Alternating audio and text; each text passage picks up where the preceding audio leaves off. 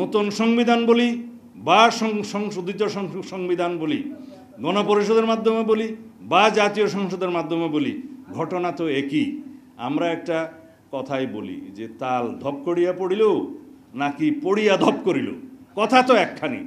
এই যে জনগণ ঐক্যমত্যে আসলো, সেই রাজনৈতিক দলগুলো ঐক্যমতে আসলো সংবিধানের কিছু বিষয় সংশোধনের জন্য, মৌলিক সংবিধান সংশোধনের জন্য, সেগুলো যেই প্রক্রিয়াই গ্রহণ করা হবে সেই প্রক্রিয়াটা একটা সাংবিধানিক বৈধ এবং আইনানিক প্রক্রিয়ার মাধ্যমেই হতে হবে। এটাই হচ্ছে আমাদের বক্তব্য। আমরা সেই আলোচনাতে আসি এবং এই আলোচনা আবার 5 তারিখে ডেকেছে। আমরা আশা করি সাংবিধানিক অংশগুলো যেগুলো সংশোধনের জন্য সবাই একমত হয়েছে with some note of dissent, সেই বিষয়গুলো একটা বৈধ আইনানুগ এবং সাংবিধানিক প্রক্রিয়ায় আমরা গ্রহণ করতে পারবো, সেই আশাবাদ আমি এখনও ব্যক্ত করি।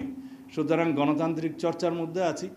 আমরা তর্ক করব, বিতর্ক করব, বহুমত পোষণ করব, আবার জাতির স্বার্থে জাতীয় ইস্যুতে আমরা ঐক্যমত পোষণ করব। এটাই গণতান্ত্রিক যাত্রা।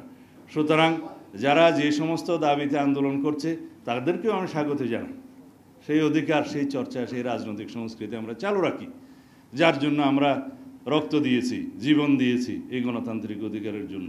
বলা হয়ে থাকে আপনারা আমার বিরোধিতা করবেন, কোনো রাজনৈতিক দল বিরোধিতা করবে, এক রাজনৈতিক দল আরেক রাজনৈতিক দলের বিরুদ্ধে কথা বলবে, সেইটা বলতে পারে, কিন্তু সেই বিরুদ্ধে কথা বলার অধিকার বজায় রাখার জন্য আমরা জীবন দেব।